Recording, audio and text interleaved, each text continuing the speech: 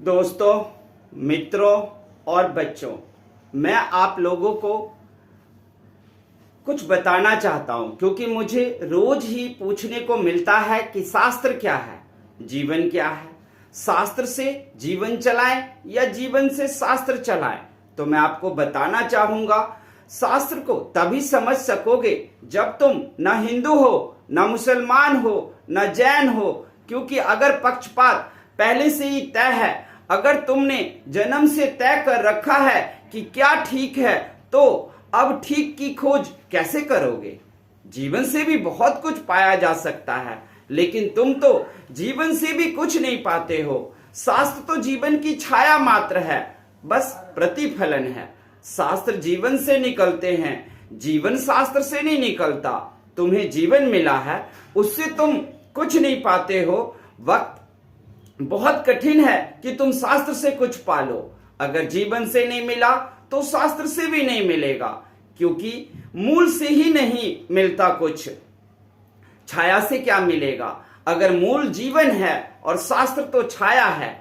जो जानते हो, जो जाग कर जीते हैं, जो हिम्मत और साहस से जीते हैं, जिनके जीवन का आधार सुरक्षा और साहस से जीते हैं, जिनके जीवन का आधार सुरक्षा है, सुविधा नहीं, और जिनके जीवन का आधार साहस है, वो जीवन से भी निचोड़ लेते हैं सत्य को ढूंढना चाहते हो तो हर जगह से आप कुछ न कुछ निचोड़ सकते हो। शास्त्र से भी निचोड़ सकते हो और जीवन तो आपका है ही, जीवन से भी निचोड़ सकते हो। कुछ लोग जीवन से ही निचोड़ लेते हैं सत्य को। जो जाग कर जीते हैं वो तो छाया से भी निचोड़ लेते हैं, मूल को खोज लेते हैं, क्योंकि छाया में भी कुछ न कुछ है।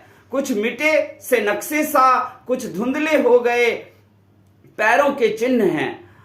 अभागे हैं वो जो जीवन के भी से भी वंचित रह जाते हैं और शास्त्र से भी वंचित रह जाते हैं।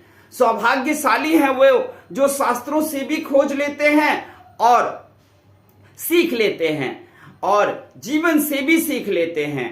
फैलाव प्रकृति का नियम है और आप जानते हो, किसी भी चीज को अगर फैलाओगे तो वो फैलता ही जाएगा।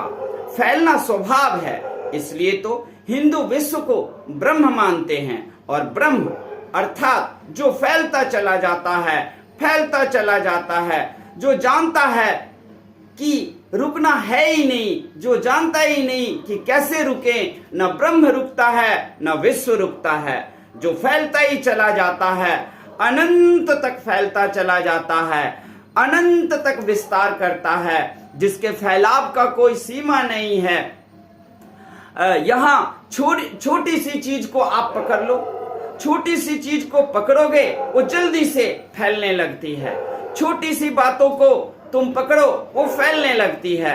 इसलिए कहते हैं, छोटी बातों के कारण तुम भटकते चले जाते हो और भटकते ही रह जाते हो। इसलिए जीवन को अगर समझना है तो हमेशा याद रखो कि हम शास्त्र से भी सीख सकते हैं और जीवन से भी सीख सकते हैं। अंत में मैं यही कहूंगा, राह बड़ी सीधी है, मोर तो सारे मन के हैं। अर्थात राह बड़ी सीधी है, आप चल सकते हो, मोर आपके मन में है जो सीधी नहीं है। इसे सीधी करोगे, शास्त्र से भी सीख लोगे और जीवन से भी सीख लोगे।